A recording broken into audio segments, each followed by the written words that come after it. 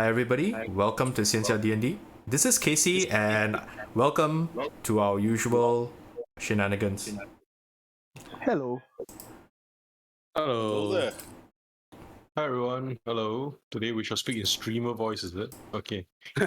I just realized that I did not implement the audio noise gate. That's why I was having a bit of an echo just now. But it's okay. I have it now. Okay. Fine. Yep. Okay. Hey, so everybody, and hi, Awesome Rara. Thanks for joining us on the stream. Let's do our usual intro. Rich. That means Richard, right? Sure, yes. Hi. My name is Richard. I am playing Song Yifan, and he is a level 6 Bladesinger, a level 1 rogue.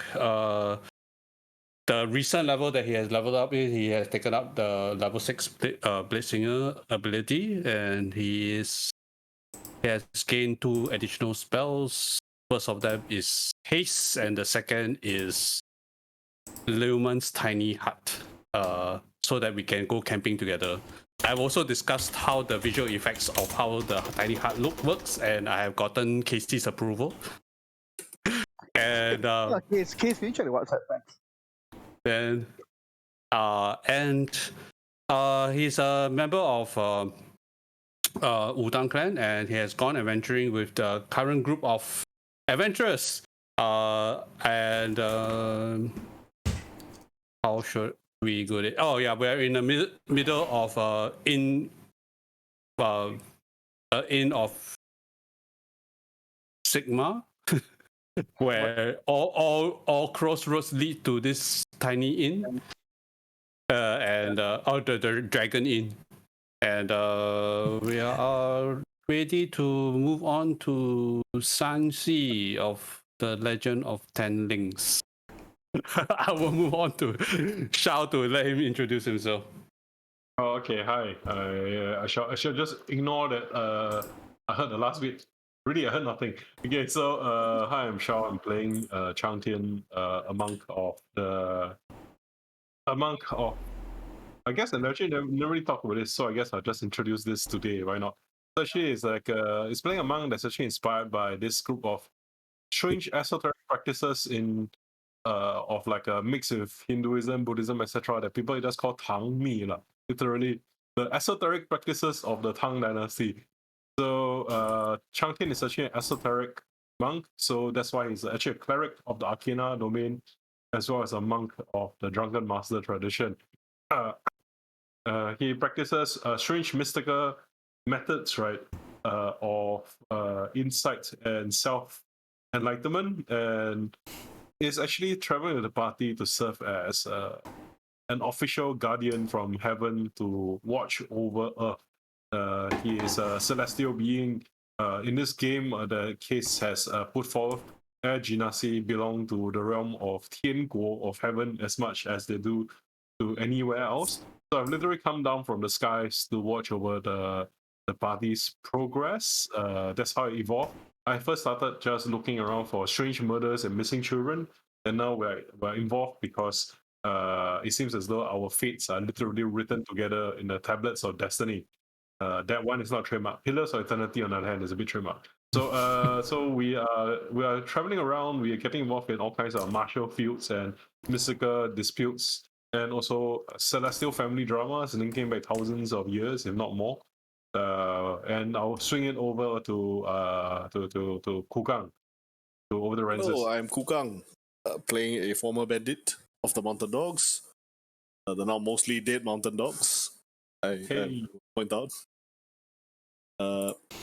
He's a barbarian, as befitting his stature as the large muscle man of the adventuring party. Okay, and Nick, intro. Hi, I'm Nick, and I'm playing Dongmu, or commonly also known as Amu, who is a wandering swordsman who seems to have been recently found some kind of celestial patron, which I'm sure Case will at some point weave into the story. As Case would like to point out, I'm a dirty power gamer, and I have mechanically, I used to be a paladin, but now I have 1 level in Hexblade. Of course, because why wouldn't you, right? All the utility spell slots that it's going to provide. So all of us, right, just had this discussion before the stream, before the stream, and he was like pointing, but you use a shield. How are you ever going to cast spells? And the question was, do you ever cast spells? Are you ever going to cast spells? Right. I Face feel your like- conscience, Nick, and tell me that you're not going to ever cast a spell? Really? Of course you're not. You're going to use them for smites, right?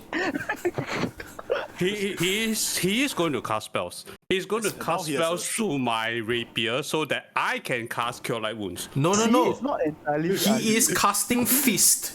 Okay? He casts fist. Muscle mage casts fist. As the resident mystic here, I must tell you that Casey's ramblings are those of the damage trying to tie us down to dust. We are in tier 2 mid-tier. Do not believe in the damage scaling. Monsters have a lot of HP. Use the utility spell. It's worth more than 1d8. Okay, Amu is a wandering swordsman, and he seems to have some links to the emperor, and he might actually be one of the descendants of the dynasty, so to speak.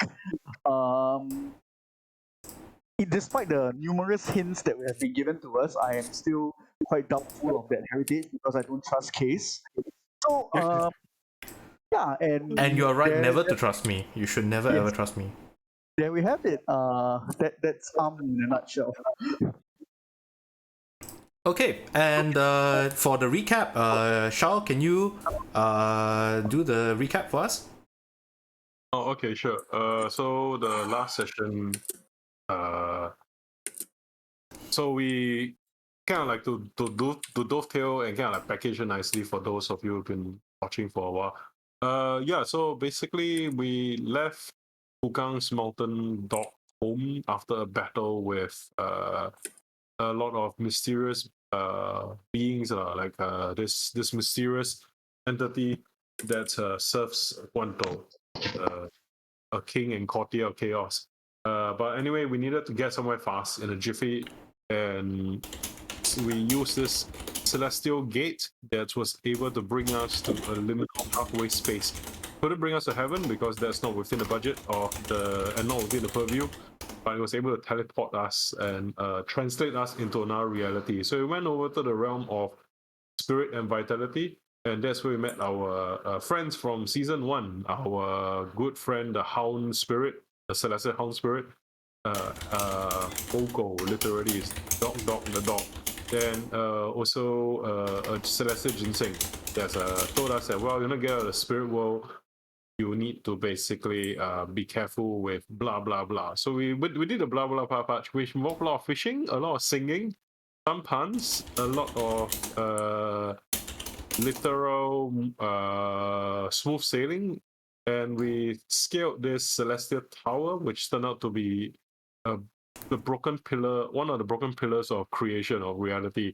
Why was it broken? Because as if you've been watching our series, you know that it's a part of the backdrop for our little cosmic chaos here is a celestial battle between the general of the flames, Zhu Rong, and the dragon, the Duke of the Dragons, Gong Gong, who in their fracas, the story goes that Zhu Rong won, but Gong Gong kind of like broke the pillars in anger, or it was collateral damage. We'll never really know.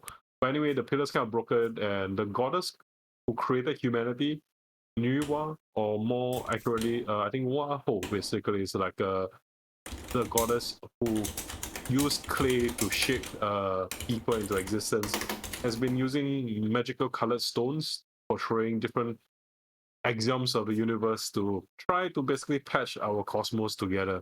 So we got there and we scaled this broken tower that's being patched up by a goddess, and inside there we found a goddess where we got a big review. The goddess essentially revealed the secrets of heaven and earth to us. That there was a big cosmic battle, and the things we were chasing around were involved in a big cosmic bid for power.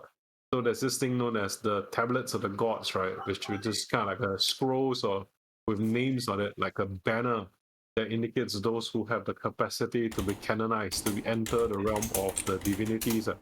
So yours truly and the rest of the party have our names there, as well as some generally some people we've met before who are, of course, I'm biased, but less personable and generally more successful than yours truly and our merry gang. So involving seasoned favorite villains such as the extremely horned dukes here, or the extremely wealthy and powerful and petty eunuchs, and also a vengeful pyrokinetic priest of from Persia. So we have all these people as well as us who might in the future become celestial beings, and whoever becomes a celestial being ends up shaping a big part of what the next age of destiny looks like. And So we're sometimes kind they get a Gundam. yeah, we're kind of motivated to kind of like we're actually not that motivated to ascend, but we're kind of motivated to not let them ascend. So I guess you can say that we're kind of reactionary. So we are basically involved in this cosmic gang war to basically block some people's election bids, and we were given a chance to jump back into a physical world, to translate back into matter at a certain important juncture point, and we chose to interrupt Duke Xie and his attempt to transform the terracotta army of the first emperor of Qing Shi Huang into his own personal obsidian Necron army. So we basically are now jumping into Sanxi, and we are basically trying to stop this guy from reenacting possibly the worst of the mummy movies, The Rise of the Dragon Emperor. Please, Oh dear God! please don't do that, Duke. Step away from the screen now. Yeah, I'm done. That's not. Hey, thanks a lot for the recap, Shao. Anyway, today's episode starts with the camera panning, and a man walking back, coming down, descending from the clouds. A magic black turtle on his side, walking. He has in his hands a pot of clay. As he walks and he lands into a shrouded forest. He walks and walks, and a purple snake passes him, slithers past him, almost stepping on the purple snake. This man says to the snake, "Be careful, little snake. Be careful where you tread." And the scene fades away, and the camera pans away into the inn, the border inn. Ziyi says to you, "Longmu, before I take you to meet Xuanwu, before I take you to meet your adopted father, be aware of one thing. He is not well." Hope he's well enough to account for a lot of the things that he's been gaslighting me with. You will understand when you see him. I hope you can forgive him. With that, she literally hits to one of the doors, and she says, and she knocks it in an odd sequence of almost musical chiming knocks. And she says, "Whenever you're ready, I can bring you to Shanxi." View the legend of the 10 links. Just like that. Just like that. Go. Well, I guess we go, right? Hey, Rara, you have enough points to demand karaoke. I thought you used it last week already. Are you actually accounting now? No. I Yeah. just very well aware. Oh wow, she has enough. Oh my goodness. Okay. We have enough karaoke for Rara. There is now the special subset called Rara OK. Rara, which okay. is- Along with Tomb Raider, Rara Croft. Let's go. Okay, so Ziyi says, whenever you're ready, the door is waiting for you. I go through the door. Then I basically just like can we resupply here, like buy like random equipment here, like Sure. for Just food, drink and stuff. settle it on the Discord chat, and it shouldn't be a problem. Okay, I just want some wine and tools, and I'll just put it in the Discord chat. Okay, Ken. With How that, to be drunk monk if I don't have wine? What? You like I some? think You like some there was a wine? lack of healers bags last week, so I think maybe I'll just grab that as well. medicine kit. okay, for those of you who have just a small historical note, Shanxi is currently uninhabited. The capital city of Shanxi was Chang'an, and Chang'an was the capital of all the way up to the Tang Dynasty, and then it was burnt down, and the capital shifted to Luoyang. So this area currently has not been rebuilt yet.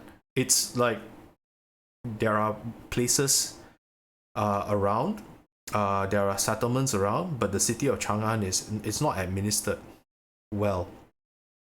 Just so you know. Not administered or not administered well. I mean, they assert a claim over Shanxi. Oh, sorry, this one Zhao Geng. Ha. Yeah, I have a problem, and I have a tendency to do that as well. Okay, never mind. Where is my... okay, here. Thankfully... Okay, never mind, you all got a movie preview. Welcome. A bit. Zhao Geng. You arrive at a windy, desolate village. For those who are non-Hokkien speaking, Zhao Geng means accidental review. Yeah, it's a flash. It's a flash. Sorry, I'm so sorry. It's alright. I'll just do just do what we do on T4C. On T4C, we'll explain it as we go. Yes. Okay. Just let me transform this. Make me an Yifan. And just let me get Trician also. Make me a Trician. And last but not least, I need to get Ziyi.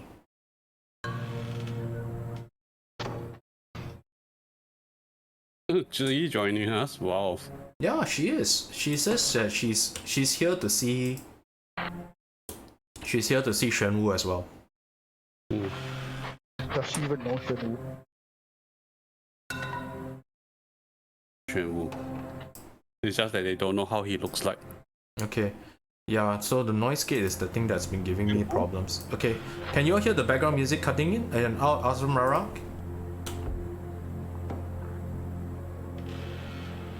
Okay. As you appear, the wind blows dust into your face. The area feels arid and the air feels thin. For those of you who don't know, Shanxi is basically a giant plateau. It's kind of like Colorado, Denver, where it's seated on a flat plateau, which is several heights above sea level, and it's a very dry, arid area. So he says, "We are here, and Shenwu is up in the cliffs, up here." Can you lead us? Can you lead the way? Of course. There's a small what looks like a rope ladder over here that she manages to pull down, and she says, beckons you over. Okay. And all of you, okay, all of you are over here. All of you get up onto the platform. You don't see anybody in this area, in this place here. You don't see anyone. Like there's no, literally there's no person, no soul, nobody is here. I look back at the so am I expecting something? Have patience. And then she goes towards the bone, the set of bones over here.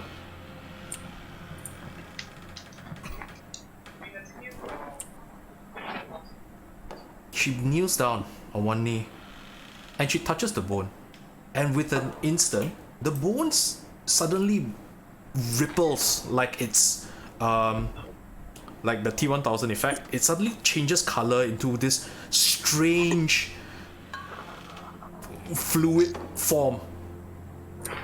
CGI budget.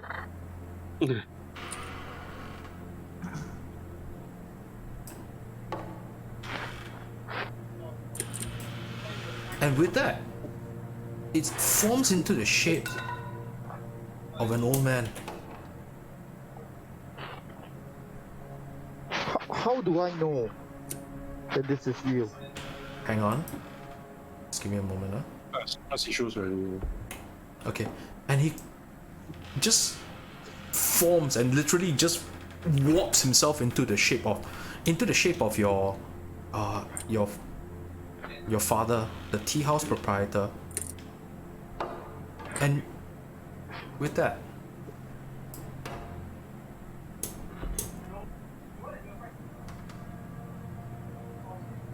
he reaches out to you and says, Lomu, I step back. is it really you? Then I look at him and ask, is it really you? How did you? Oh my god, you're alive. Oh my god, you're alive. He reaches out and he reaches his hand out, almost he wants to touch the side of your head. Okay. Is there anything like odd about him? You know, anything that seems to be weird, aside from the fact he just materialized out of nowhere? He looks like exactly like what your father would be, and Ziyi says to you, it's him. It's always been him. Along with, you see,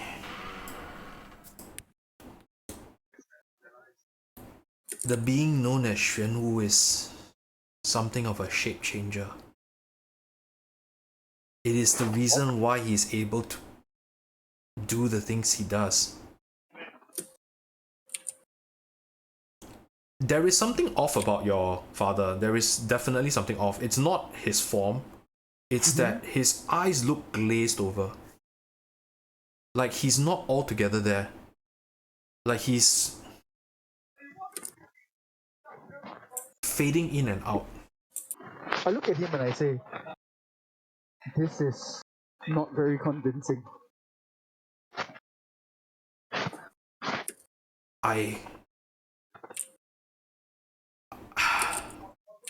He looks hurt. And he backs away a little. He says, I wish I had told you. I wish I had told you the truth. But I know you have no real reason to trust me. I just... Lomu, is it you? How did you? And then I look at Singy and I say, what's wrong with him? with that, he collapses into what looks like a pile of mud. Literally just collapses into a pile of mud. And then reforms himself. What's going on here? The old man of the mountains forms out of the pile of mud. What's going on here? I look at you. So he says he's lost his identity. You are telling me that the wiliest person in the entire of China probably lost his identity and is now. I'm sorry, I'm cracking. He's never had an identity.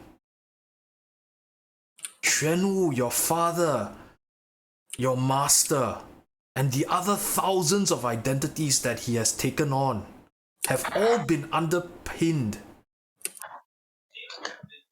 with the vow that he made to safeguard the emperor. Xuanwu was the longest time that he has ever been in one shape. And when the dynasty fell, he became your father. And it held him together for a while. I look at Xuanwu and I say, what can we do to help? Do you know what's wrong with you?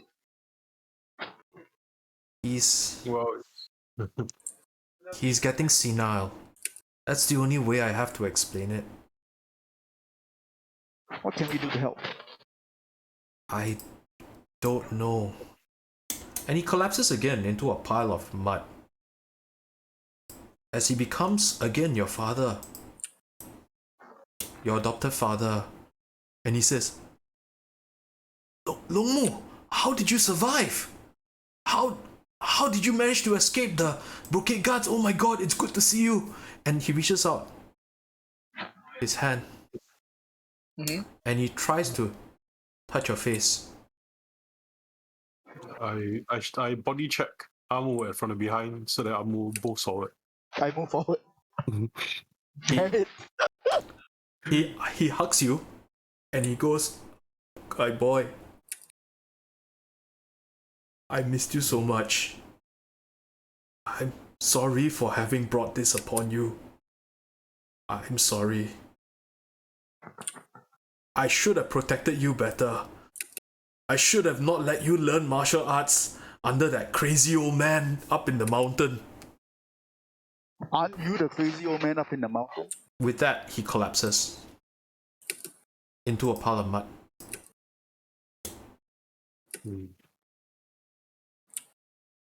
Cang Tian begins to chant some prayers behind.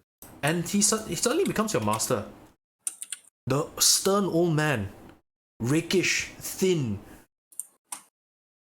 And he starts walking up towards you and says, "Young man, it is good to see you again." I look at him and my face becomes a little bit more stern. As in, unhappy. Case behind the scene, right? I start casting Find Familiar. I have the material components in my backpack. You are making coffee? Yes, I'm making coffee. Sure. Coffee will look like Zhu He. Will take on the Zhu He's form. Okay. Oh, interesting. Unfortunately, I do not have a Zhu He figurine. I do have an owl. Yeah, just bring out the owl. Then we know that Zhu He inhabited the familiar. Yeah. Okay. That's interesting. And the old man comes up to you and says, "How did you manage to escape the brocade guards?" Is he talking to me or is he talking to Zhu He? You. I looked at him and I said, I look at him and I say, I walked in the direction that you told me to. You managed to reunite with your father. At this point, I'm extremely confused. I look at Cang Tian. He's saying that maybe Qing Long's your father. I think that's what he means. I don't know. That I shrugged. Who's my father? Ziyi goes up to him and says, do you know the story of the divine clay? I do not. Yes. That is what Niwa created us from. Yes. There was one more batch. Post-creation. There was a magic clay that was bagged from by Gun and then Yu the builder. Yes. So you're saying this man here is not of the first two generations of peasants and commoners, but the servant of two created after in our shadows? Indeed. What a pathetic fate. Then Cang Tian basically looks and nods. I see. He He has, serves the Imperial bloodline? in a manner of speaking, he gained a manner of intelligence and sentience. He does so by anchoring himself to our reality. Then he plays the role. He is sentient? Each role is sentient. He himself is not. I don't know how to explain it except that when he becomes that person, he becomes that person. So it's like multiple personalities in one body? In a manner of speaking, each life that he leads is anchored to something that attaches him to this world. He's still in the old master form, right? Yup, he is still in the old master form. I look at him and I say, who am I? You are my disciple, Longmu. Clumsy and young disciple as you are, but diligent and hardworking, and I'm so very proud of you.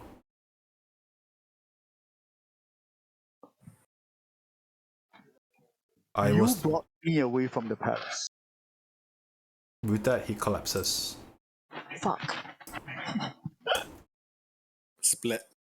And he becomes an onyx, what looks like a dragon, half dragon figure.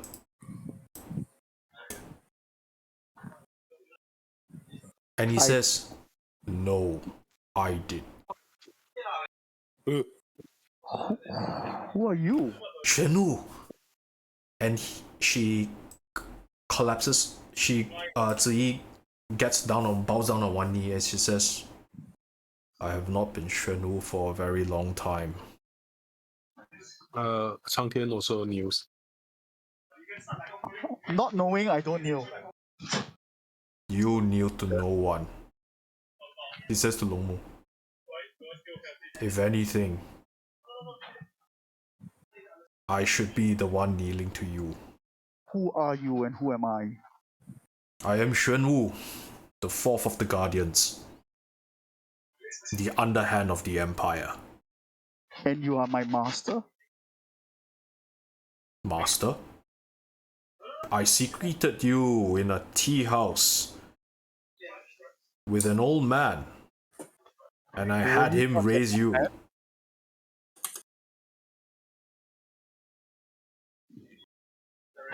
Sorry, Nick, what was that? Were you not the old man? With that, he collapses. Fuck. Then I turn to Amu and say, "Oh, he was whatever you needed him to be. He was. What does it mean?" That's a very Yes. that's a very insightful comment. Yes, he was everything. Basically, he was everything that you what you needed at the time he was. So, I'm sorry to put this to you, Amu, but your father. Longmu, you're alive! Oh my god, I missed you so much. I say, yeah, I miss you too. Where's the dragon? The dragon? Who? Who was it who brought me to you? He collapses. Excellent.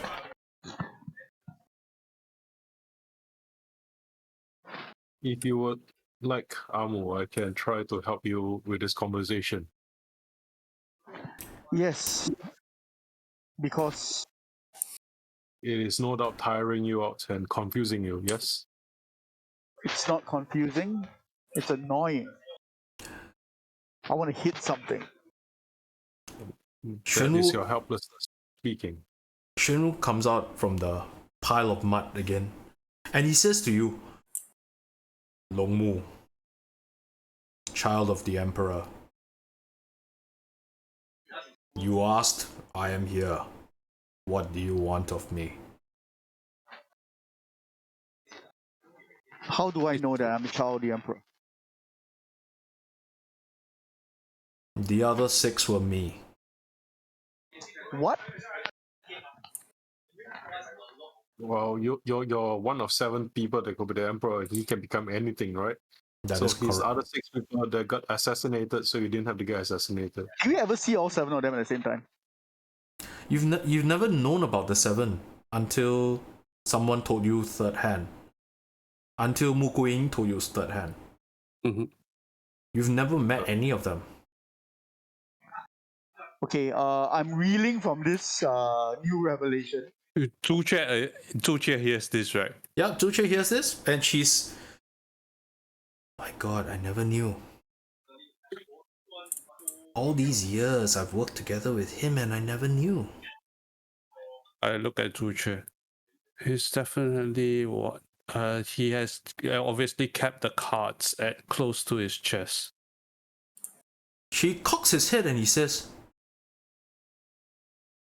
Scarlet Bird, my god. How many years has it been? It's good to see you, old friend. Your Scarlet Vermilion Bird crones out. And you see her feathers glow with a fiery sheen. As Shenwu says, so you got out? No, I did not. That is most sad to hear. By who? Died, trying to protect me. I still got caught anyway.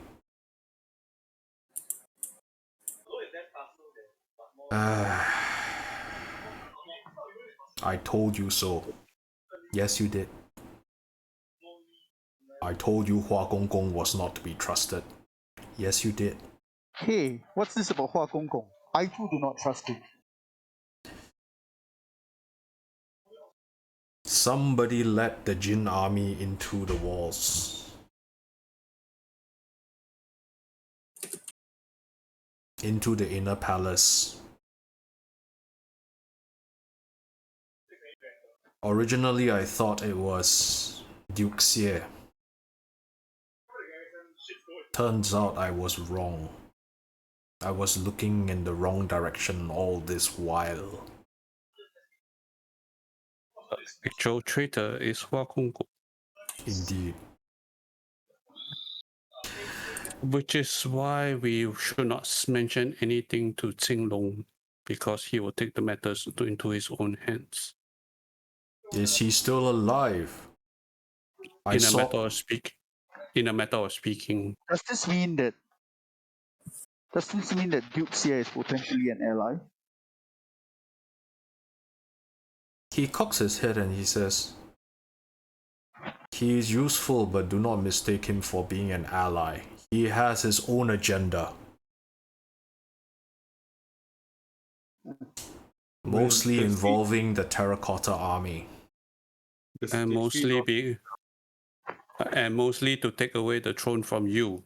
I look at Longwu. I show him the sword. I show Shenwu the sword. It is your birthright. That sword is your birthright. You have the right to command the Terracotta Army. If you command the Terracotta Army, you will be able to take all under heaven in your rule. Hmm. And with that, Because that, right, after he says that, right, he just collapses Into mud. into mud, right? Primal clay. Primal clay. And when he comes back up, right, it's your father, and he's distraught, and he goes, no, you are my son, please don't do something like this. All we want for you is to be safe. All we want for you is to be to be safe and lead a normal, noble life. That's all I've ever asked for. All I ever wanted. How noble is a life if I'm not using it to fulfill my duty? But you could get yourself killed. You could get yourself worse. Imprisoned in that hellhole like the Scarlet Bird. How? The Scarlet Bird is right here.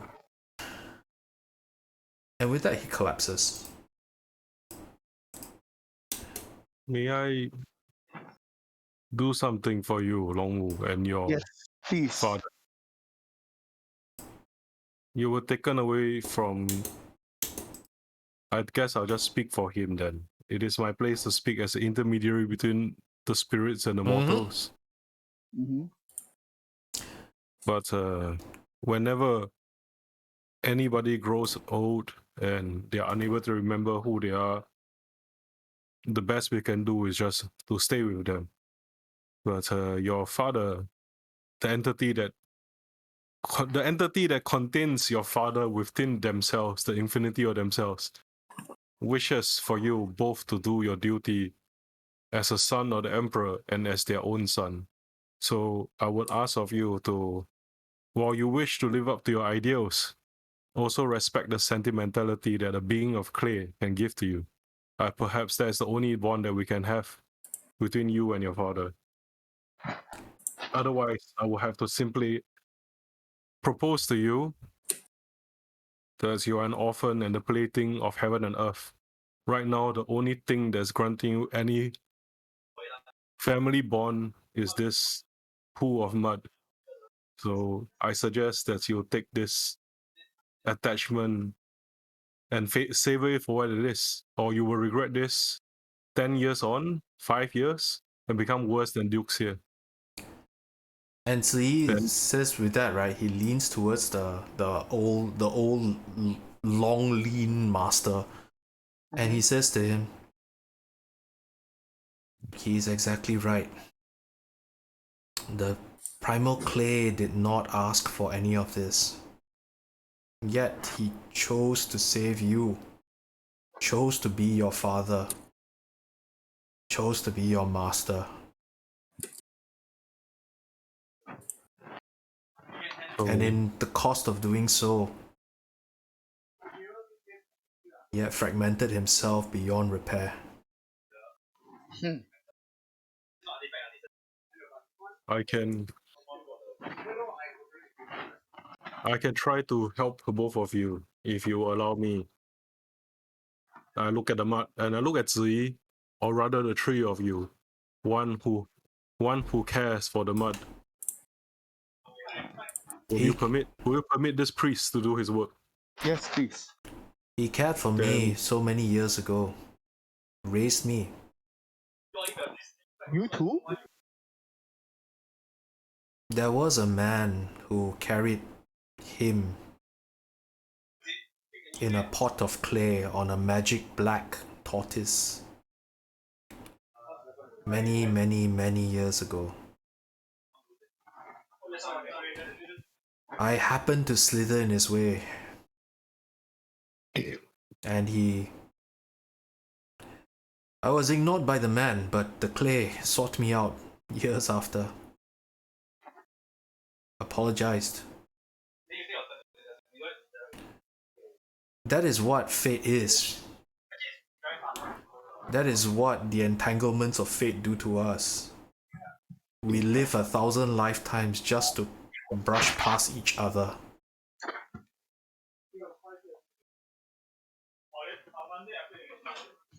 I owe him. Indeed, you do. I look at Cang Tian. Is it possible for me to have one last conversation with Master Xuan Wu? Definitely, I plan to do nothing too conclusive, but please have the conversation. Seek first. I'll prepare my ritual tools. Then I just fudder around my backpack. And Xuan Wu reappears out of the collapsed mud.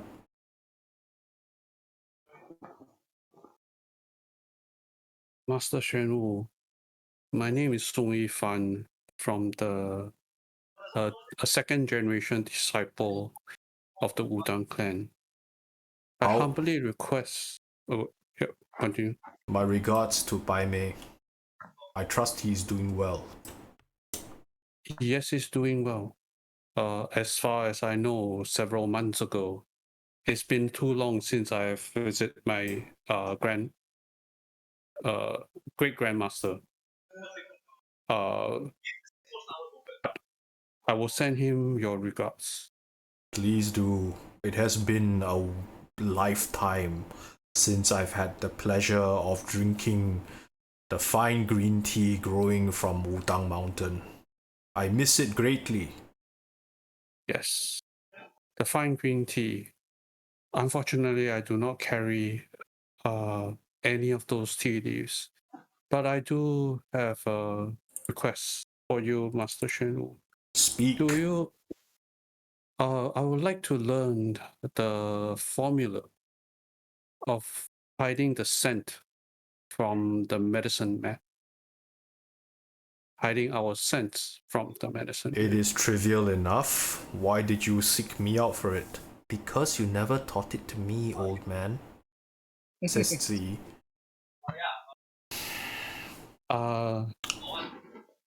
Like I said, if I could find other teachers or other mentors, I would sort this trivial matter to be taught by those mentors. But unfortunately, we are a little short of time, and you are the most available mentor. It is done. Give me some writing material and I will give you a transcription of it. I produce the calligraphy paper and quill. Okay, yeah, he lists down a set of ingredients, fairly common. One of them happens, however, to be Bodhi fruit. Which I have. Which you have tons of. Okay. After he do that, I was gonna. Why do you seek to elude the medicine man? The Duke has an army of medicine men, which we need to. Why does he have an army of medicine men?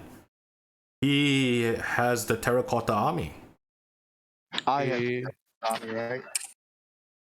He is unable to unlock the terracotta army, but he has invested a lot of effort in reproducing the medicine man. Hang on, was it not possible for him to seize control of the terracotta army, but simply slower by like dominating them one? Yeah, he was doing one by one, right? He smiles and says, "You are truly wise. You look like you are one of the southern tribesmen." Is he talking to Kugang? Yeah, he's talking to Kugang. You got it right in one. He has always had the ability to seize control of the terracotta army. Always. See ya, Mel. See ya.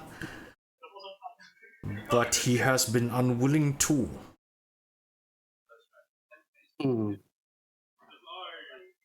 Because is it a time-consuming process? I would imagine it might be. He smiles. Do you know who Duxia is? Do you have an idea? 10,000-year-old demon. Where did he come from? It is said that the first emperor of China consorted with things that were unclean in his path for immortality. One of those things formed the basis of the Terracotta Army.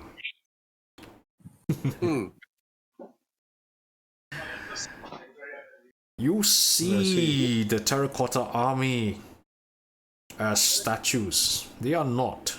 They are vessels. Oh. And as vessels, they can be poured out and refilled. It just takes time.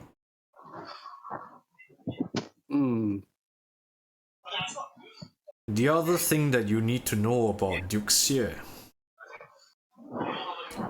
he is a deserter from the Qin army.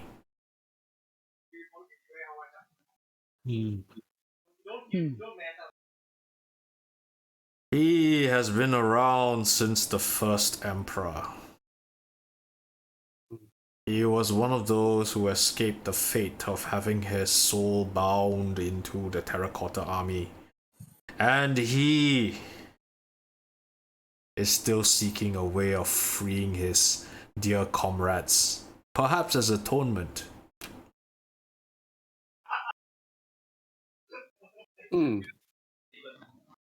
Okay. All things have their root. Duxia's root is the Qin Emperor. A young man, naive in the ways of power, who got in over his head and had to run for his life, and has spent so many years trying to make amends for his moment of folly.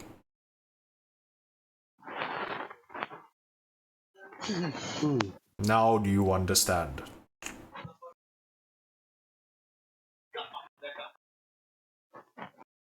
I don't intend to run.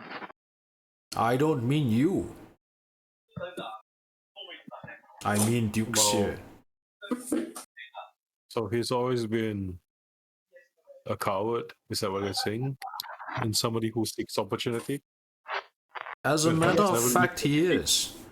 He has had many opportunities to overthrow various emperors. Many opportunities. But he is too, in his own words, careful. Too cautious. Unless he is driven to a corner, he will not take action. So he puts himself into secrecy, shrouds himself with elements of his criminal organization, accumulates power, all for what? Like a dragon squatting upon a dragon well. How long has he accumulated power for? Surely he would have risen against an emperor by now, but he keeps convincing himself. He keeps convincing himself that there is a better opportunity, whereas it is only him. It has always been him. Sounds like exactly the kind of person who would take a big bet if it seems very safe, right? Exactly. And even then, he will try to make sure that it becomes a certainty. He has been useful many times. So what you are suggesting, if I understand, great strategist? Because I think that's one of Shen Wu's titles, or the martial god, right? Yes, he is. Can I say great strategist is, we do not have to bother with evading the medicine man if the medicine man will bring us directly to him, because he combats that sword that is far more efficient at doing whatever he is, right? And is risk-free. He has all the cards in his hand. and it looks like he can't lose in his place of power. You are a smart one, watcher of the heavens. Okay. How much do you think? He looks at the sword. Do you really think it's the sword? It is the blood, is it not? Indeed. It's probably also somebody with the claim to the sword, right? I mean, if he's a deserter and he knows that he doesn't have any imperial line, so we have 50% is the sword, maybe another 50% is we can offer a lieutenant who will help him. Something along those lines. But he doesn't know of this man. He doesn't know of the existence of him. All he knows is the lie that we have planted so many years ago and now is being ready to sow like wheat on a field. So what did you want of me?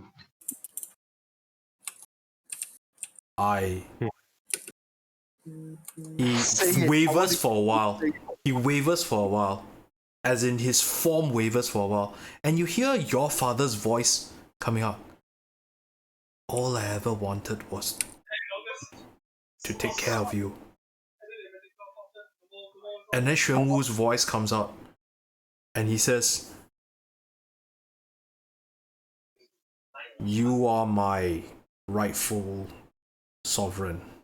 You tell me what to do. I don't tell you what to do. All I can do is lay the ground. Amu is extremely pissed off right now. You have every right to be. Yes. Because he never wanted this. You cannot choose. Have every right to choose what you want. You are the emperor. The rightful emperor. Not the fake up in Luoyang. I look at him and I say, I'm done playing your games. Whatever happens from now is between us. I point at my companion. As you wish.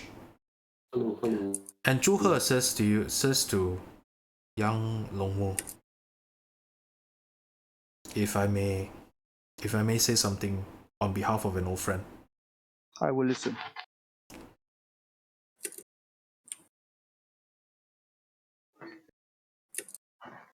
Xuan Wu rescued you out of duty, but he did not have to raise you.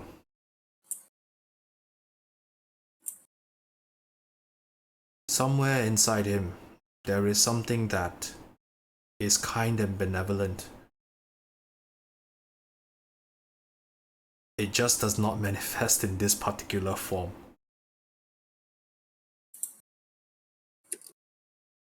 I say to her, I do not think that it's relevant at this point. Xuan Wu is also a bit of an asshole.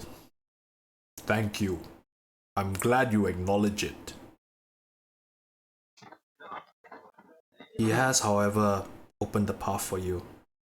You wish to take it, you do not wish to take it, that is up to you. That is your right. But don't feel obligated to it. My duty is to the people. What makes you think that I would make any other choice? There are many ways to serve the people. We have counseled many before you.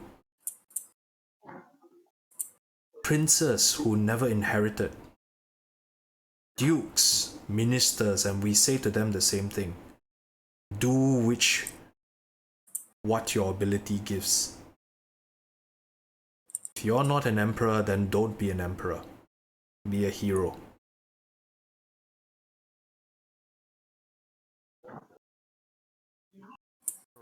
Once again, the Scarlet Bird speaks wisdom.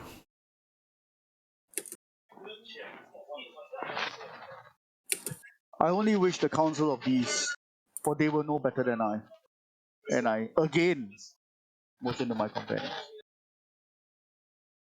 Okay. And Xuan Wu wavers for a while. And he says, and you hear for the first time gentle tinkling of bells. And you hear, "My work here is done." And he collapses into a pile of mud. And that's it for the primal clay. Hello. Am I audible? Yep, yeah. Yes. Yes, Okay. we hear you. Yeah. Xuanwu has collapsed into a pile of clay. Okay. May I make my suggestion now, Amo? Yes, please. You see, it's like if you are to be an emperor, then the divine clay will be a weapon and a servant to you, because that is what he is, an underhand to the emperor. So, but he is also your caretaker and your parent. As your friend and as a monk, I would like to suggest that.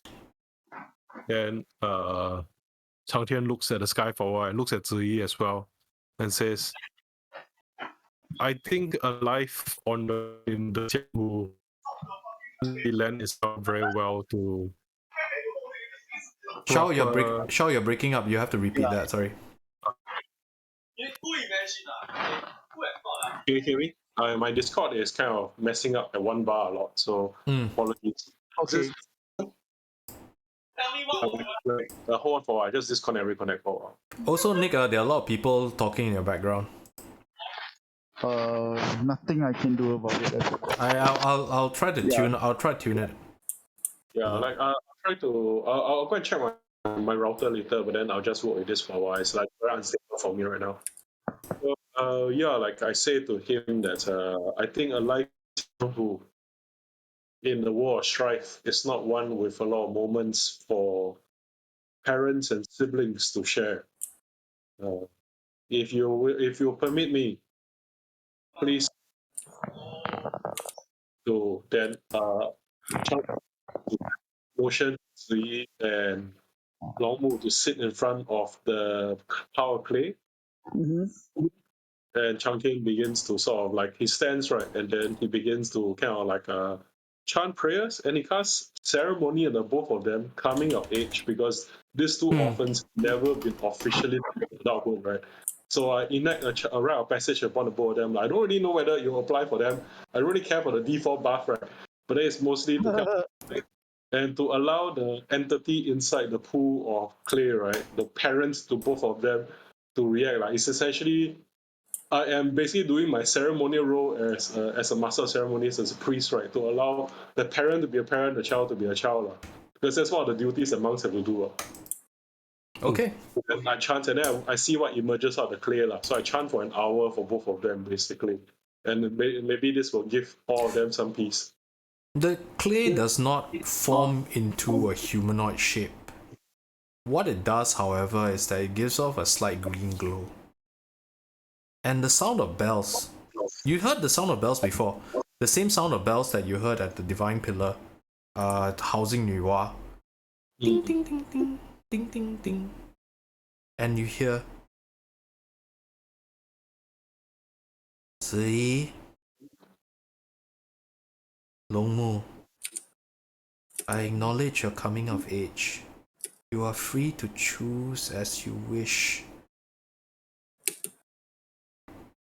And the glow fades, and the clay becomes silent. And with that, you hear a sigh as he utters four words. 有了牵挂，了无牵挂. If you had an attachment, it is the only way to have no attachments.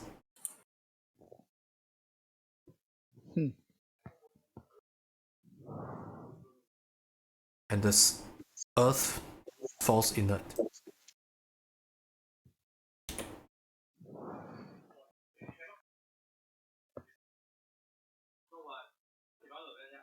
I turn to Amu and I turn to the rest of the party now, and I say, like, I have enacted this. You are now your own person, Amu, and the celestial clay all of it is your parent, your caretaker, the one who has. We don't choose our parents, but your fate will have been certain death, if not for the intervention. I know you wanted nothing of this, and you say you have no choice, but keep the clay's feelings in mind. It does not need you to save the world. It wants you to make your own choice, and it will help you in any way for the path that you have chosen. And Zhuhe kind of fly hops over to you, lays a wing over your shoulder, and she says, "For all his flaws, he truly loved you."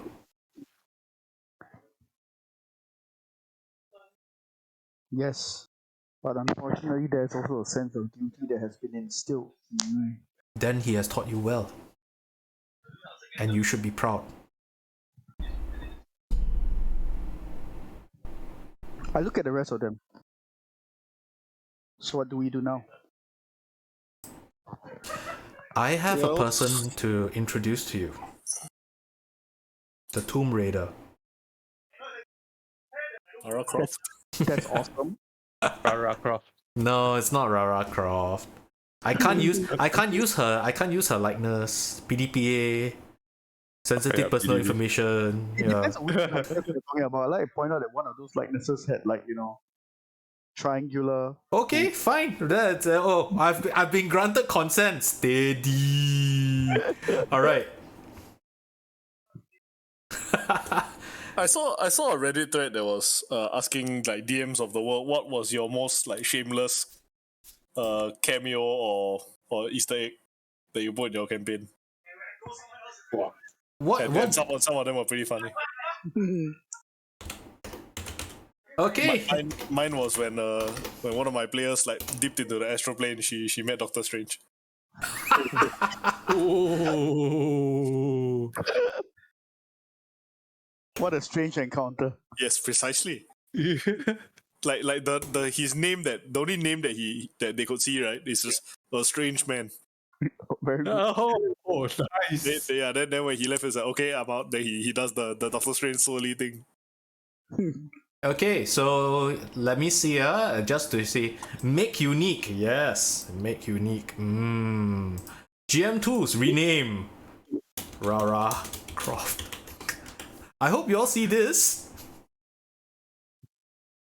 Lara Croft is officially in the game. Yay. Yay. And Lara Croft, a halfling appears out of the. A halfling. It wasn't a height joke, okay? Awesome, Rara. I just happened to stat it as a halfling. She's. Hey. And you start, it says, took you long enough. Right See, of says, passage. see, there's a halfling lady has a pair of hand crossbows on the side of her, holstered on the side of her very, very short shorts, and wearing a grey tunic with a long ponytail, with single ponytail reaching down to about her waist height. And you have and Ziyi goes, Rara, you're here. What? Yeah, Okay. okay. She says, this is Rara Croft. She is an expert tomb raider, and she is ultimately familiar with the goings-ons of the tomb of the Qin Emperor. Okay. And she goes, yes, of course. I said, Not by the skin of my chinny chin chin. La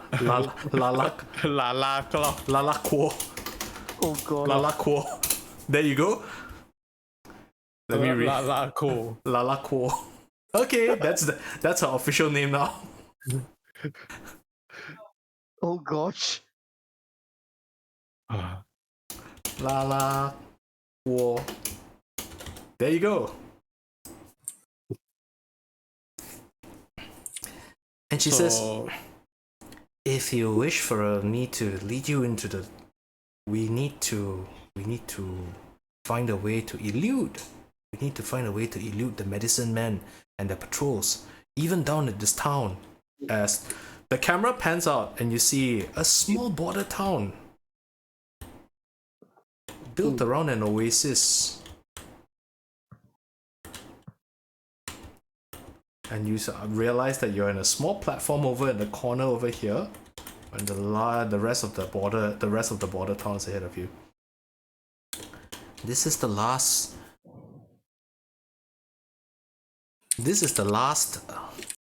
bit of civilization before you can reach the tomb of the Qin Emperor. So if you wish to resupply, this would be the place.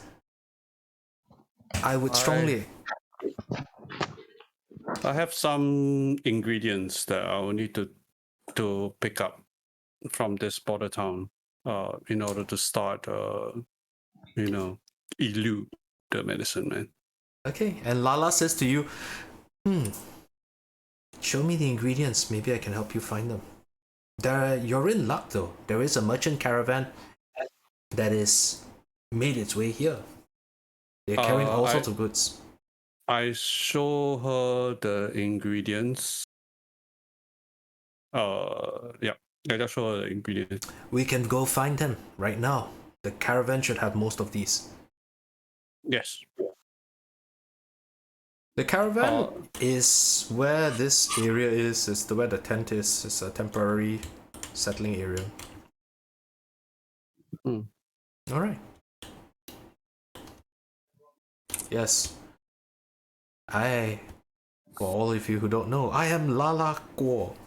I like long walks on the beach, tomb raiding, eating asari clams, and I am a part-time monster hunter. By the way, yesterday, if Kinto is here, we just had an awesome session playing Monster Hunter Rise together. Oh. Yeah, so I've also discovered that Big Beaver, Mizu Sune, absolutely hates range DPS.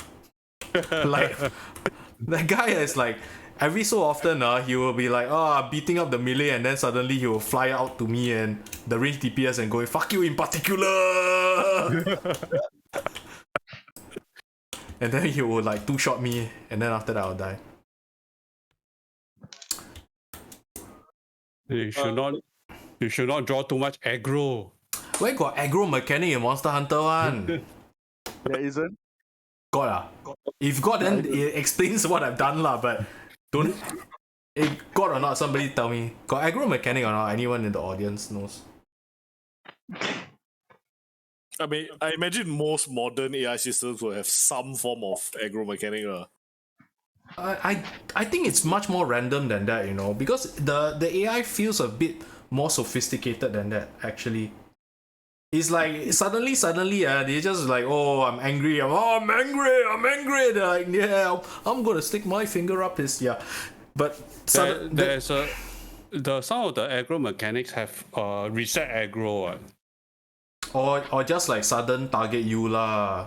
No, I mean as in reset aggro, and then the next person who aggro does damage, right, will automatically be top of the aggro list. You've seen it in a lot of the. Oh yeah, that's the WoW. Yeah, that was the WoW mechanic. I remember.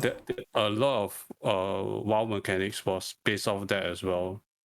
Mm-hmm. It's just that we had a lot of like tools at that point in time to like aggro reset, everybody stop DPS and let the tank pull the aggro. Okay, and not a problem. Okay, so as you head towards the caravan, right, you see a man run out of the caravan, and he looks very familiar. He's swarthy, robes, wears a headscarf and the veil across the face, and he goes, "My friends, it's so good to see you."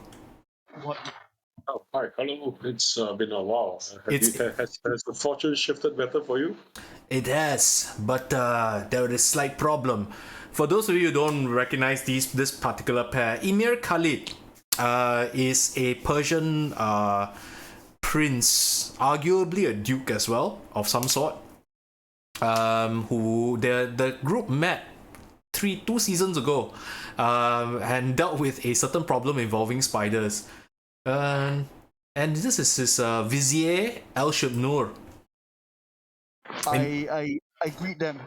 Haha, Longmu, it is good to see you, my friend. He grabs your hand, right, in a clasping warrior's handshake, and he reaches his other arm out and grabs you and pulls you in for an embrace. Mm-hmm. You seem to have grown stronger, my goodness. What have you been eating? I don't know. Whatever I can get my hands on. That will do. And he reaches out. I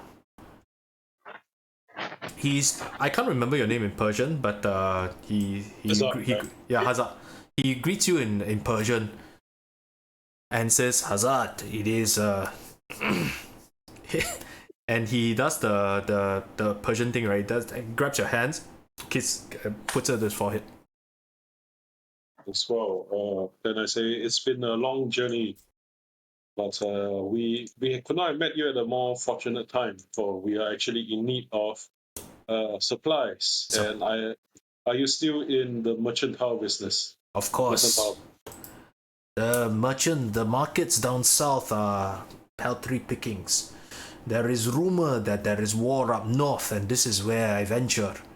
But you see, there's a slight problem. Down south, there's rumors that the Silk Road has been blockaded. So we're trying to find another way across. What is it blockaded by? We have not heard, but rumors have it that they are all manner of creatures. The view grows chin.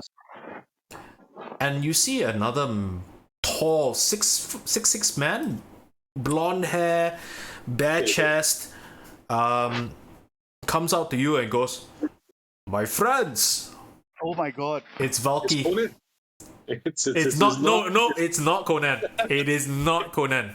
It is not. It is Conan O Barbarian, a famous talk show host. Conan O Barbarian. And he says, my friends. It has been a while. It has. And how have you been, friend? Has drinking been good for you? These men, they bring good wine with them. He says, purely for trading. One has to be practical in these things. It's good that you're around still, Valky. He looked at him. His hair has a little bit of more silver in it. You see his eyes are starting to form crow's feet. It's only been a year, but it looks like he's aged about 10. Wow. Yeah, I introduced Valky to Kukang. I said, Valky, Chinese Conan meet Norse Conan. Yes, I was just about to say. You know that meme from Fullmetal Alchemist, the two giant muscle men have the stare off. Yeah. And then they do the flex, all that clothes rip off, and then they handshake. Yes. Are you the butcher or are you the state alchemist? Which one are you? I don't know, man. Neither. Even is not flexing, right? Breaking it.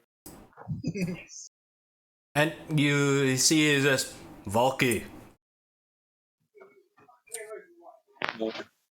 You got to be careful, Valky. It's like they're letting the wind take away more of your soul. It's like you're beginning to look old.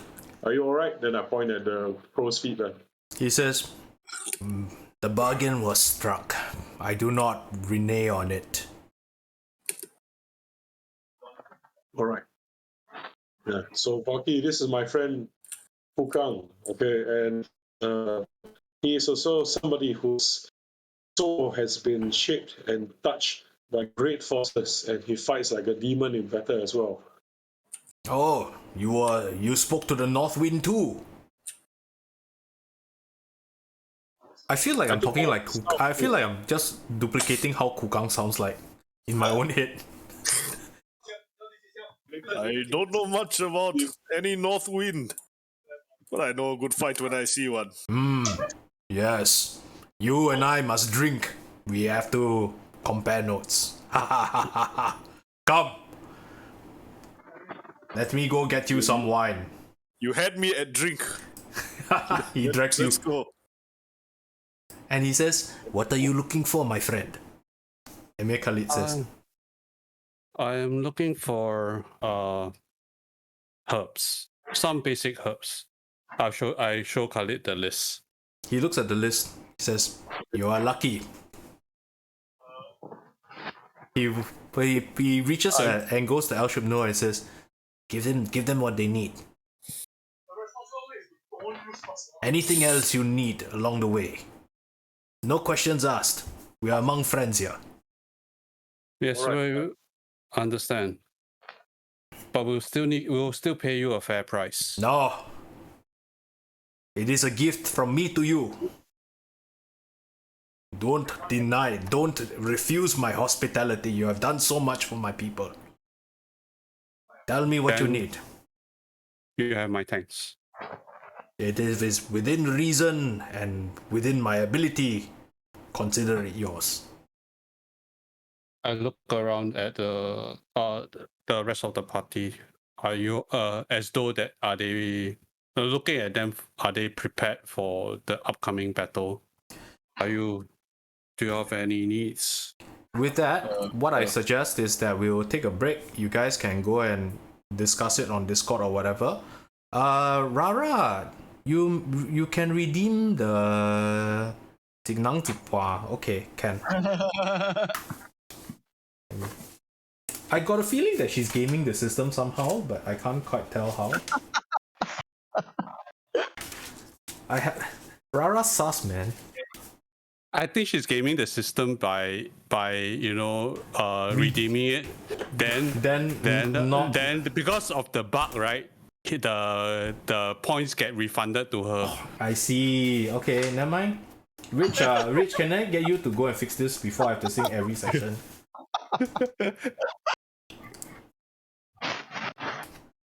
I do not know what you have installed. You will come down and take a look at it, okay? Okay. And Arrow, Richard will fix it. Richard fixes everything. Sorry, it's like Yeah. Okay. I'm the tech support in this household. Yeah, you are. Hold on. Wait. Okay, let me get the sound. Okay, I'm going to shut down the audio output capture and the normal speaking mic and move over to the sound settings.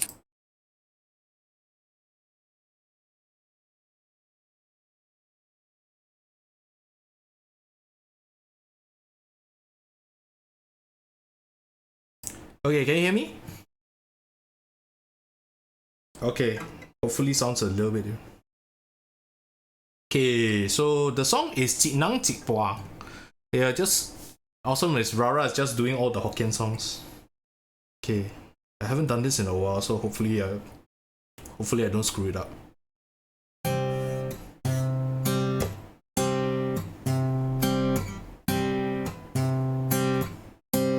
Chik Nang Chik Pua, cảm情袂散。一人一事故，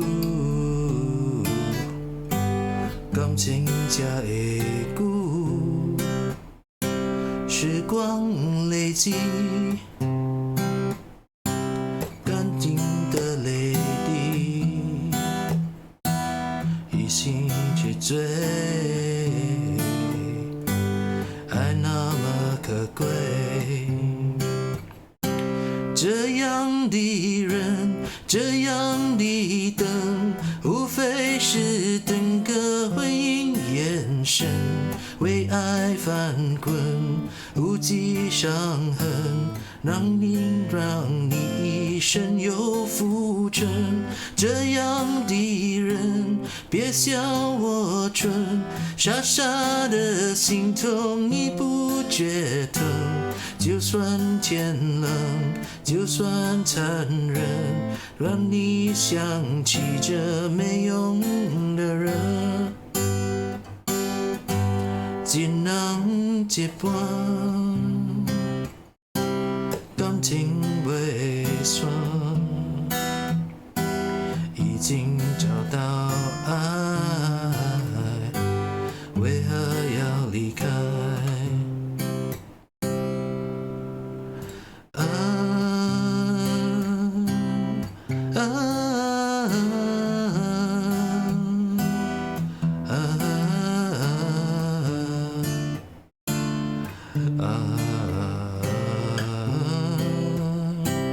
时光累积，安静的泪滴，心却醉，爱那么可贵。这样的人，这样的灯，无非是等个回应眼神，为爱翻滚。无际伤痕，甘心为你一生有浮沉。这样的人，别笑我蠢，傻傻的心痛你不觉疼。就算天冷，就算残忍，别影响起这没用的人。只能接吻。感情未算，已经找到爱，为何要离开？已经找到爱，为何要离开？ Okay, sorry for the two sour notes at the end of it. Let me clear up my guitar.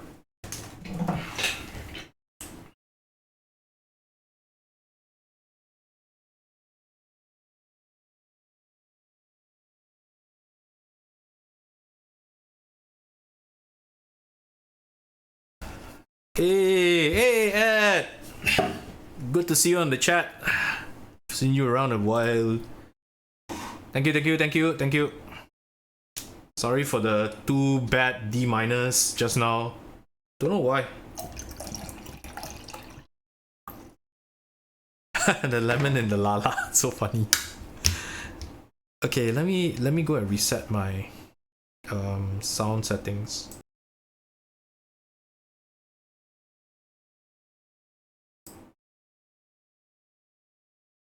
Okay, cool.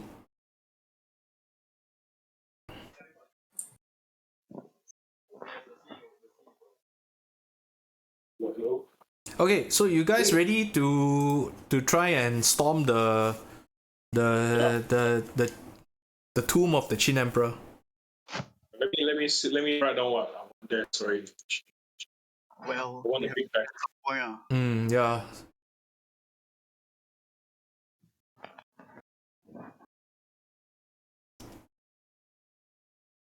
Karaoke is awesome. So, Case, I wrote there that one. Do they have a couple of big sturdy leather sack or bags that I can get? Yep, they can get not leather per se, unless you are specifically looking for leather, but they can probably get you some like hemp. Something durable like hemp. Then I load all of them up with I just grab some dirt and basically just put them inside because I need to gara my life a bit, so I need to start packing my own dirt. Yeah. What? Why are you? Oh my god! You're not sandbagging this adventure, are you? It's always better to be prepared, Basket. Yeah, sure. No, that's fine. I have a suggestion, which is if they can get us a better gear, maybe we want to protect our royal heir. It's like maybe just get him adamantine armor or something like that. Maybe get him like armor, game of like thing to improve his life, because it's AC drop by 3, It is just true. not because of these spells. Okay, so what the Emir says, he takes you into the tent, and he opens up one of the boxes, and inside, right, there is a beautifully crafted cuirass of metal plates overlapping each other. It looks old. It looks Tang Dynasty-ish, but it's officer armor. Ooh. It's plate. It's full plate. Whoa. Nice. He says, if you wish, this is yours. We can fit it to you. This armor is not useful to us in our homelands. I hope you understand that. But we came across this and it was a nice piece and we got it for a good price. This was ceremonial, right? No, it is very functional. So this is the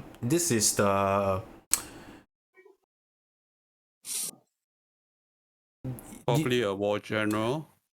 So like you know the Jay Chou utter disaster of a movie, 黄金甲. Golden flower. Yeah, Curse of the Golden Flower. Yeah, so that is that design, if not that color. It's burnished black, it's black iron. Or basically it's cooked steel. Just to check, if I choose not to take it, who else can use it? Nobody else. We are all. I think Kukang potentially can use it.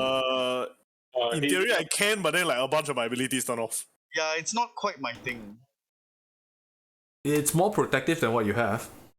It is more protected than what I have, but ability is the premise of my entire martial art, right? Not entirely so. I mean, it is doable. Your mobility is doable, and you have enough cultivation that you can actually use your 轻功 to offset some of the mobility loss. I guess I could use it on occasion. You could if you want. You want to carry it along with you, that's totally okay with you. See, that's the other problem, right? You need time to don on the armor. It is. Can you be nice and give us like a bag of holding? You have a bag of holding. You have a bag of holding. Hello. You? Yeah. You are carrying the bag of holding. Okay, fine. Yeah, like I reserved the bag holding for you to use. That's why I had to buy few mundane expensive Rosnar bags of my own. When did we get bag holding? Because you had the highest strength, so we gave you a bag from the very first adventure. It came with the Gauntlet of Ogre Strength. Since season 1, bro. Shit. Bro. You are also carrying my Yao Ting, by the way. That one I know, but I didn't know we have that. Sure, How are okay. you gonna carry a freaking alchemist cauldron with you unless you had a bag of holding? Bro. Now I know you should go and worship Guan Yu lah. You bro. What is this, bro? All I know is I look very turtle. But sure, okay. I mean, we can bring it along. Okay. Yeah, he says it is yours if you wish. Give free one. Cannot say no. Can, I mean, you can say no if you want. You can always refuse politely. It's for all those times where I might suddenly, decide to lead an army. All those times where you suddenly decide to what? That I might have to lead an army. You are leading an army now. Yeah, of course you're leading an army. You have a Hulk. Oh, We are the Conans for all nations. Yeah, you have the Hawk. You've got Black Widow now also. Okay, voila, you got You got Black Widow. Lala Guo. Yeah. Lala Guo. Yeah. Then fine. Oh yeah, Hawkeye maybe. Since they're already assembled, okay. Like lala guo, like mala guo. I don't know. Awesome Rara, does lala guo like mala guo? Okay. Are we ready to head out? Is that all you're going to get from? I need to pick up a hand weapon. If they have any of the one-handed weapons. They have scimitars, they have battle axes, they have equivalent of longswords. All mundane, not magical. That's fine. Can I will take the battle axe. Can take the battle axe. Sure. Okay. Yeah. Let me see. I cannot improve my armor anymore. I have a sword. Nothing. Actually, speaking of armor, hang on.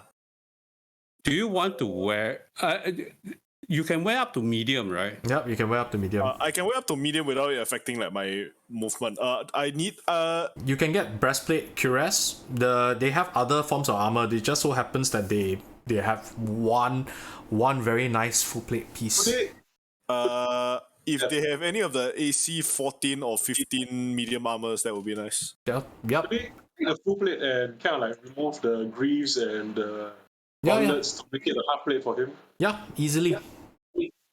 Yeah, so in that case, then like we still functional because a full plate comes with, it's basically the happy meal, right? So you can remove the fries and give you the So yeah, as a person that has actually done this shit before, as in put together composite plate before and worn it before, yeah, totally doable. Yeah. And what's this? I also look, and then is there a certain fella who is a swordsmith who insists that we must half sword? Never mind. Okay, let's not go. Hey, you don't CBR, I tell you. You don't like that, are you? Are we going to take a rest before we go in, or are we going to? So Lala Guo says she grabs her shoulder and I look at Lala. Cocks her head, right, and her bee stung lips, right. Oh gosh. Bee stung lip. And her bee stung lips, right? It just mouth says, "You can go anytime you want. There's a portal that leads us there, around this area. This place is only for your resupply, nothing else." I look at the rest. Mm-hmm. Do you all need a rest, or did we get a rest? Yeah, you did get a rest. Yeah, you did get a rest. You had a month's worth of rest in the Silent Pillar. Sorry. Can I on the during the month-long rest, right, in Silent Pillar, I'm going to change the spells that is inside the wedding dress. Sure. Yeah, I'm going to ask Yifan to cast 1 Cure Light Wound and 1 Yifan is yourself. Who you? Sorry. Cang Tian, sorry. Cang Tian. Cure wounds, is it? Cure Wounds and Healing Word. So I will have 2 Cure Wounds and 1 Healing Word in my... in the... Because I already am at level 6, right? And I'm a new concentration spell, so I have to discard the Bless spell. Okay. Got it. Okay, so yes. Just take note that I have 2 Cure Wounds and 1 Healing Word in my... Got it. So, Case, I still have 1 ceremony use, so because we didn't rest from there, right? So we just continue on from there. Right? So if you want a long rest before you go, that's fine with me. Just to restore your 1 ceremony spell, sure. It's like it's not important. I have like 2 spells, right? So it's just basically how much more I can anger the cast ceremony again. Rich, you have enough materials to make to basically just before you go, you can coat yourself in the formula to throw off the medicine man, and that will give you 8 hours worth of protection. So it's basically 1 adventure until you long rest. Okay. You may end up long resting in the tomb, though I really suspect that you shouldn't. Yes, I agree. But it's entirely possible. It's entirely possible, and and there's a reason why I took Tiny Heart, because I was kind of like hoping that I'm taking it as a precaution, so that if we don't use it, is the best. And Lalak War says, yes, resting in the tomb might have grave consequences. Yes. I see what you did there. Lalako. Lalako. How cursed is this? Oh, wow, it actually looks damn good, man. Oh, damn hungry now, shit. Okay, come. So, are we ready? Yes. Yeah, ready. Are we going dungeon crawling? It's not quite a dungeon. Not quite. It's more like a tomb. We're tomb raiding. We're doing a tomb raiding. We're tomb raiding. It's not exactly a tomb either, because I actually read some of the, and with that, It's actually a Lalak War cave, I think. pulls out and traces a series of symbols, pulls out a scroll, chants from it, and with that, you blink out as space folds within yours, and you find yourself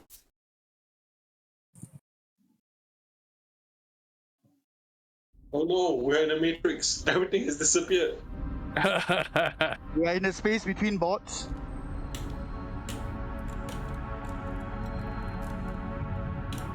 in a dark corner of a what can only be described as a necropolis. Let me up the light just a wee bit because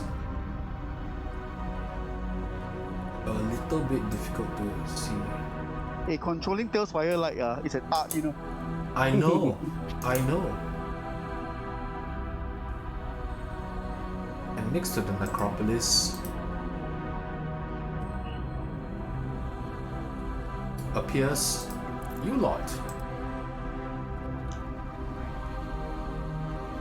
I need to get Rara Ko.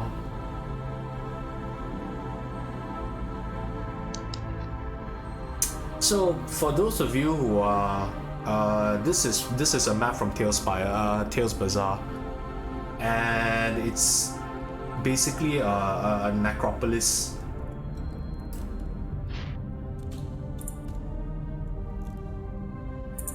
It's a beautiful map, and because it's a beautiful map, the camera will pan and show you It's beauty.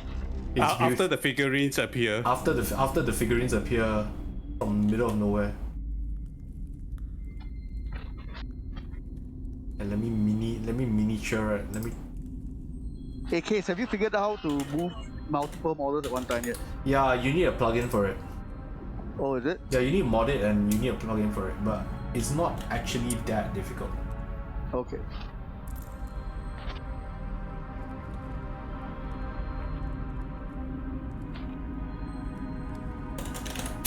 Okay. The camera pans up, and through the eyes of a hawk, you see a city shrouded in shadow, glowing with an eerie green glow. Swooping through the city, domes and spires, a city that has been hidden for years, built upon a cliff of stone. And along the cliffs, you see them. Hundreds and thousands of slow, silent, watching, shadowy terracotta warriors.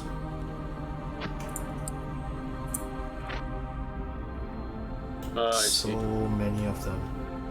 Some are larger than others, and they all seem to be paying homage to one particular building. As you return, as the camera returns to where you were at the glowing teleportation circle, you hear a scratching and snuffling. as you hear the grunts of medicine men rattling chains in the background. Holy shit! How many of them are there? You don't know. You can't tell. I passed the ointment around and apply this. This will hide your scent. Yeah. What's the lighting condition like? It's like dim light in some areas, darkness in others. Yeah, it's mostly darkness. Anywhere you see the green glow is dim. You can anywhere you don't see the green glow is just absolute pitch dark. Okay. This is season 7, episode 3 of Game of Thrones. I see. The episode where you couldn't see anything. There was a season 7, man. Season 6, is it? The one, the Endless Night. That episode. I thought season 8. Was it season 8? Can't I have remember. no idea what you're talking about. Oh, season 7, yeah. He's Nick's in denial. Nick's refusing to acknowledge there was a season 7. There was lah. Okay, you rub the ointment over your bodies, right? As Rara says to you, come, we need to get out of the hiding. We need to get out of the line of sight. There's a ruined building about 50 meters from here. We'll stage over there. Come on, let's go. Lead the way. Lead the way. I'm keeping the sword under wraps, but literally, so I'm not really taking it out yet. Okay. You dive into a set of ruined buildings. The area smells of lichen and soil and stone that has been untouched for years and centuries. In the far distance, you hear the rattles of chains, and you hear the snorts of feral beasts. And Xianxia and Xianxia is grabbing onto your arm like, oh my god, this is terrible. Yeah, she has a tendency to do that. Yes, she does, especially when she's absolutely fucking terrified. Yes.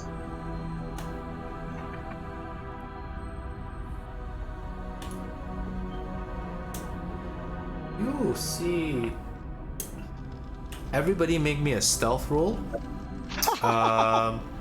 You have advantage. Ah shit. Put on the half plate I think got disadvantage. You have double advantage. You have both the Kukang and Longmu has the cloak of Elven kind. Correct. So you have advantage and advantage again. So it nets off your disadvantage and it gives you advantage. It doesn't net plus minus that way. Just do you have either case yes no only, so it'll just at least be a straight roll. Yeah, there's actually the strict reading of rules. It doesn't matter how many. So it doesn't matter how many advantages or disadvantages are. So long as a disadvantage, the advantage will just give you one roll. Yeah, it'll just become straight roll. Yeah, no matter how much you stack either side. Stealth is 13. Okay. Okay, I have an advantage on stealth. Let me have a look. Oh, where's my... Can I give a guidance to one of the two clumsy gentlemen? Sure. Okay, so I'll give over to, I guess, Kukang. I give to Kukang lah. Kukang looks like he basically is getting used to his new armor. So you get a 1d4. I roll 1d4 for you. Okay. So add this to your total number, Kukang. You get another 4. Excellent. So that'll be 17. Okay, same as me now. Yifan has 23. They also have to roll, and they also have to make sure that they have disadvantage because of they basically your ointment imposes advantage on you and disadvantage on them. I see. Yeah, there's a double stack. Yeah. Oh, that's pretty good. Yeah, because you went out of your way to try and, like, the one favor you ask from Shenwu is, how do I sneak past medicine man? Okay, that's awfully specific, but I'll allow it. How the F do I roll? It's like everybody asks for how do I become emperor. All we do is how do I sneak past medicine man? Okay. How do I sneak past medicine man? Okay, I guess I could. Okay, no. The first of the medicine men snuffle their way past you. They pass by almost 2 or 3 meters just as they pass through. They walk through. But they barely notice you as they head towards the north. He says, "You're looking for the control tower, yes?" Yes. Control tower. I guess that's the best way to describe it. It is. Yeah, we needed to bust the tower, you know. So Yeah. She says, "This whole place, this is a city of the dead. The tower itself."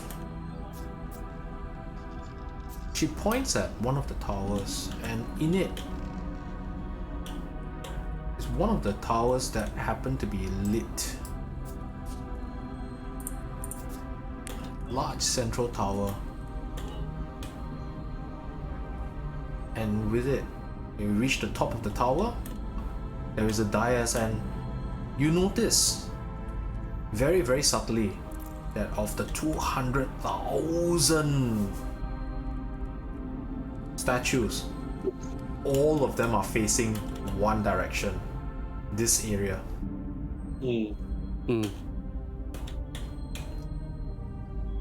Okay. We somehow just have to get north. I look at Lala. Can you see in the dark? She smiles and she says, "Yes, I can." Very well. I look at Cang Tian. Cang Tian, you can, right? I recall you can see in the dark. No, like Genasi doesn't have dark vision, but Oh, okay. I don't have. However, then I kind of like take out my investigator gear, hooded lantern, right? I can basically put it to very low ambient light. I kind of like do a quick scan when our security specialist feels it's okay to do so. Our security specialist.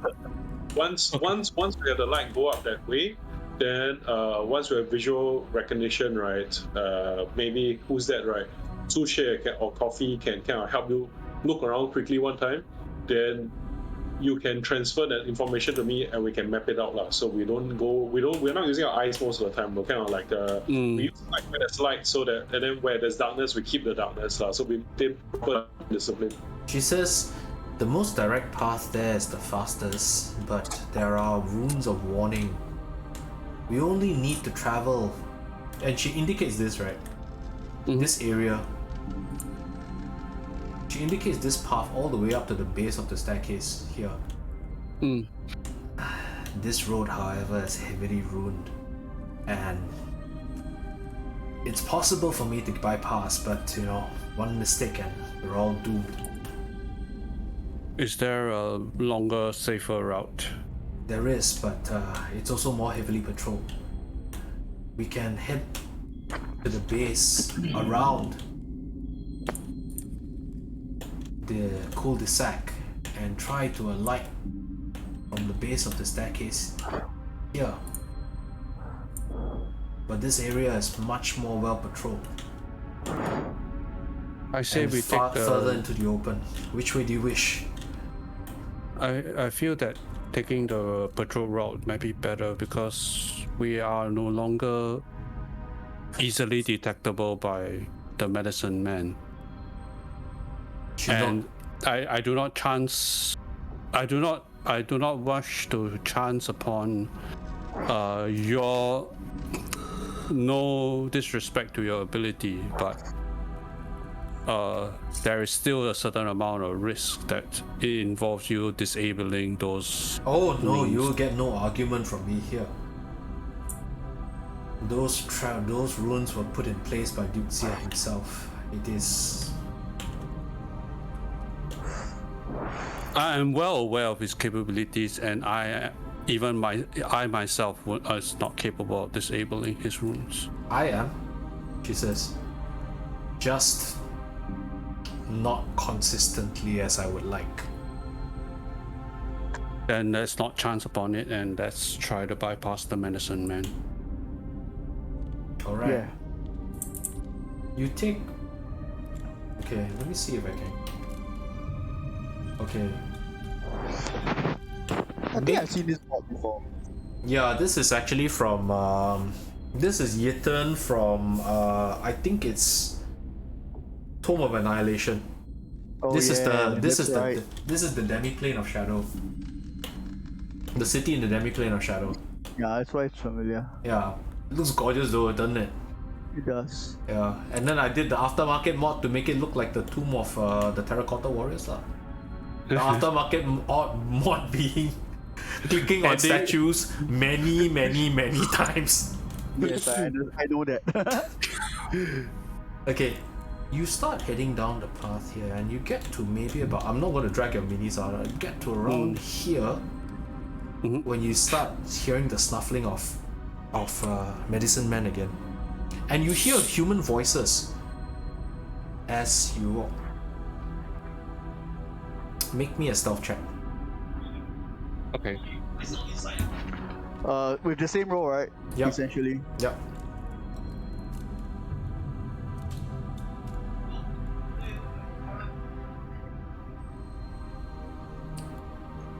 Oh my god. Okay, I've done my Amu roll for the night. I have I'm 26. I have 7. Even with the No, advantage. he has no advantage. He's flat. oh, I have advantage. Because of the cloak. and he But doesn't. are you? If you're wearing the heavy armor, then you. He's not you wearing won't the get- heavy armor, I think. I'm not wearing the heavy armor. Okay, Yeah. okay. You are not wearing an armor with chainmail, right? No. No. With disadvantage to stealth, Yeah. right? Yeah. If I have a disadvantage and stuff, but then we have double advantage, right? It No, doesn't no. get no. It doesn't stack up that way. Oh. It just have advantage yes no only. Yeah. It's a binary. You cannot like have double advantage and then get more. My first roll was a 7 anyway, lah. So. It's okay. Do you hear? Okay, then I need to reposition your minis thanks to your buddy's good roll. Oh, I have stealth. We can totally stealth this.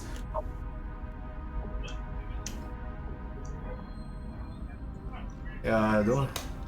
So the skill challenge is that there's some mechanically speaking is entirely possible for you all to stealth through because you all have an advantage, but you also have a disadvantage in the sense that not all of your dudes are very stealthy. Mm-hmm. It's still the same. It's 50-50 on both sides, right? Regardless. Yeah. It's actually not 50-50. Like for example, the disadvantage to their perception check, right? It reduces their detection by 25%. It's true, but it's a matter of like you have an expert versus very high DCs versus a skill group check where you have a bunch of weak guys. True. Yeah, it's okay. Age Bunshin no Jutsu. You hear a very familiar voice. A larger troll. The two of the trolls just walk by.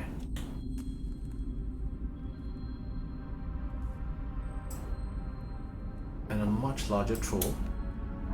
And a man.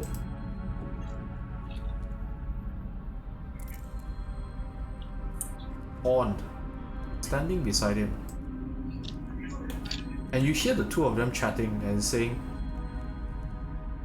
"The situation in Luoyang cannot persist. There is no way that the armies of the siege in Luoyang will hold. Qinglong, what are your thoughts?" We are here for a reason, are we not?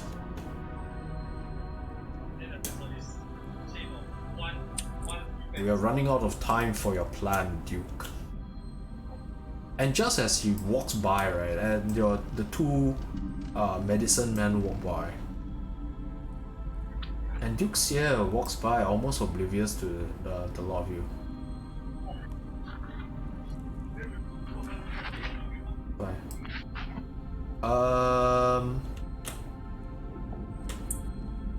Longmu, make me an insight check. Dongmu is going to attempt to roll dice again. Yes. Yeah, I know, because I like picking on you. 22. Okay. Just as you walk by, right, you see Qinglong just cock his head behind in the slightest motion, almost like He knows we're here. he says nothing and continues to walk with Duke Xie.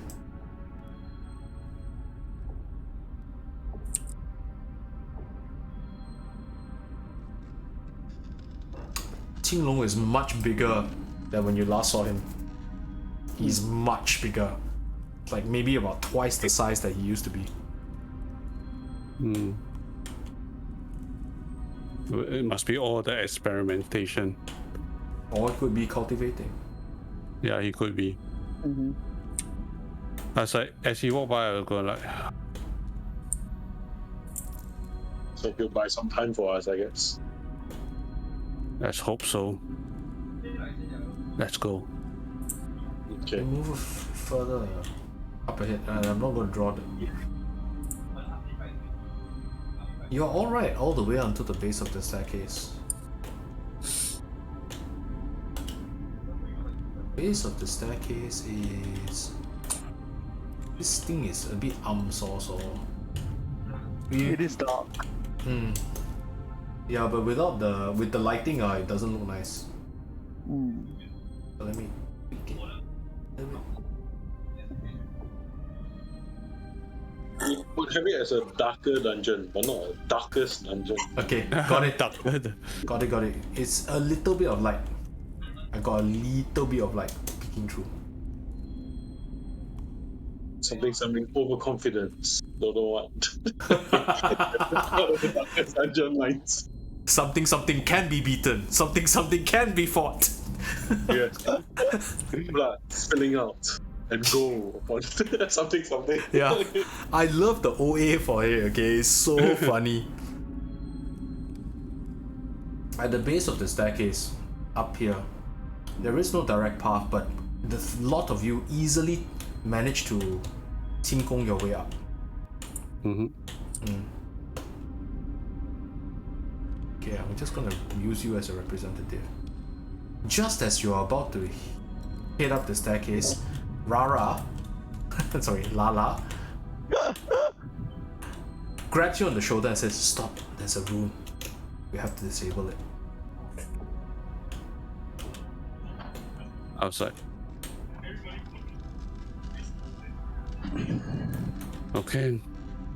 You're proficient in these tools as well, right? Yes, I am. You may assist her. I will assist her. Okay. Plus the fact that I have Arcana as a proficient skill as well. You may roll either to assist her. There's a rune. There's a rune over at the side of the staircase here. Almost out of sight. Just barely encrypted here. Yeah. I'll assume it's intelligence based. Yep. Oh, 23. I make the assist. You realized that the Duke had put in 2 wards, one overlapping the other. The first ward is a ward of alarm, right? That's pretty common. The second one is a counter spell to counterspell people who are trying to dispel the alarm. Wow, got so bad. Oh, it's The guy is careful. quite well done. Yeah, I was like, his I look at Lala and I was going like, I am impressed with the Duke. yeah, There's a ward within a ward. What? A rune within a rune. Whatception. Whatception. It's wards all the way down. Ew, wards. Wards. Okay, she makes her roll With advantage. with advantage. So by the way, just so you know, the original name intended for Lala Guo, right, was Lu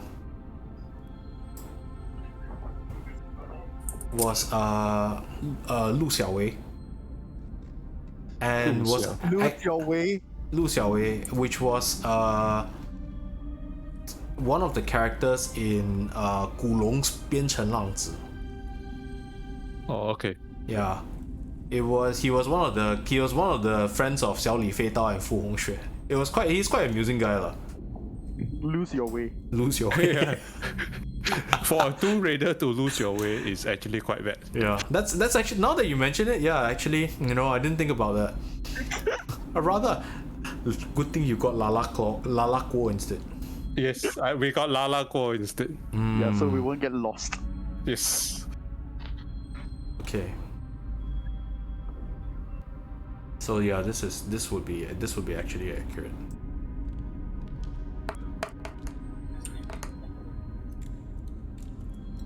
Okay, even without advantage, easily makes it. Yeah. She reaches out and she just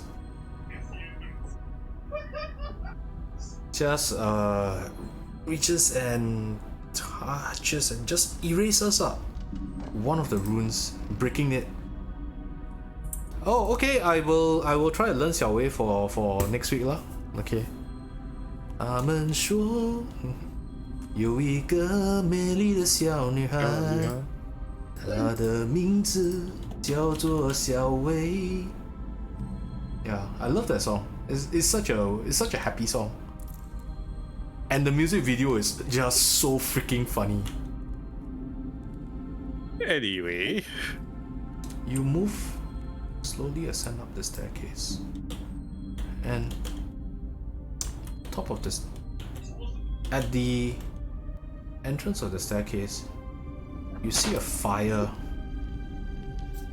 burning.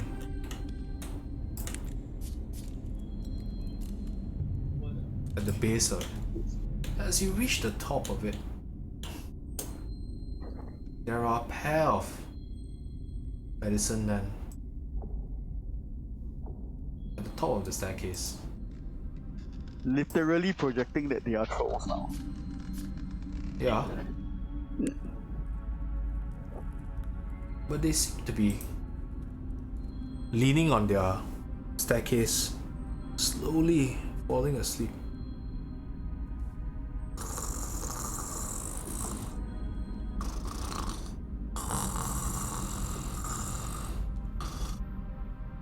I look at the rest of them. There is a very small gap by which you can get through. Hiya. do you want to no harm first? Try stealthing across first. So It is the what are only we choice doing? we have. Are we doing dynamic? Are we going dynamic? We're gonna. I think we should bunch up before we try to do the whole stealth one by one thing. Yeah. Punch up, as in As in not be too far from one another. Yeah, sure. That's not an That's issue. right. That's not an issue. That's not an issue. Hey, Case, is it me or do you have some kind of a quick bar for I do have a quick bar. where did you how?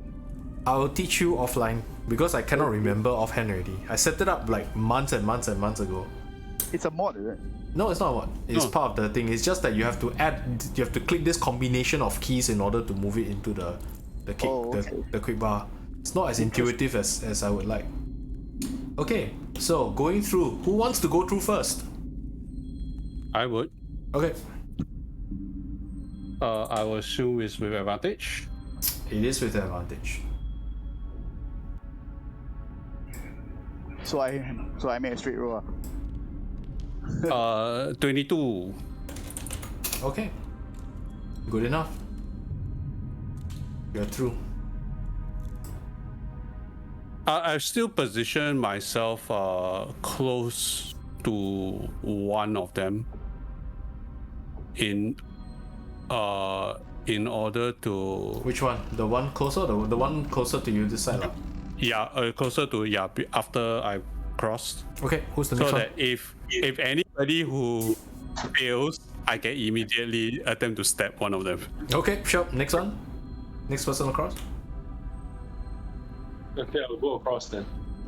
All those who can go across first, then after that I make my die roll, okay? Still. You have advantage, bro. Yeah, but so This it's is- a total of 13. Yeah. 13? Yeah. I rolled a 3 and I rolled a low roll and I rolled 13, but 16. Yeah. Okay, that's fine. 15 is okay. You get through. Who can't go? Shui Xian is... Oh yeah, Xian. Shui So I Xian? give the 1d4 to Kukang as well. Kukang get a 3 as well. Kukang, roll. Rolling the d4, but I don't think that's gonna make a difference. No, but he already added a 3, so I guess the same. 10 total. Eh? Wait. Shit, hang on. What did I roll? Yes, I rolled a 7, so 10 total. Amu prepares to smite something. Okay. With that, okay, I don't want to start the combat for this session, but Combat has been announced. combat has been announced. You walk through, The and you die roll walk is through, 10. and suddenly you hear a loud cracking sound as you enter and you slip on some loose gravel, and both of the medicine go. Surprise. With that, we will end the session. You guys didn't get as far as I expected you to go even with all the help that you got with. Walao, you're damn sway, no, seriously. What the F, man? The one time I decide to up armor, then got stealth sequence. Ayo, what can I say? Okay. You know what we should? Yeah, and honestly speaking, based on past experience, right? We all should spend like 20 minutes, right, to take off all the armor, Yeah, get just all the like- stealth advantage, go through this sequence, then after that wear back the armor again. Honestly, I probably would have failed. One of us probably would have failed. Yeah, and then you would have to fight without armor. With the armor, yes, I agree. Yeah, this is probably the better bet. Okay. Yeah, just Pooh Bear it. Oh well. Okay, thanks everybody other- for joining us. Yeah. Thanks everyone for joining us. Watch us try to stumble our way through stealth missions with 2 fully plated armored warriors. I probably should have just come with a breastplate instead of a. No, breastplate is 13 also, right? Yeah, Yeah, breastplate is one lower than half. Yeah. Yeah, then wouldn't have made a difference. Okay, anyway, everyone take care. That was hilarious. That was completely hilarious in a not so great sort of way. Okay. Yes. Thanks for watching. Take care. Bye bye. Thanks for watching, everyone. Bye bye. Bye bye.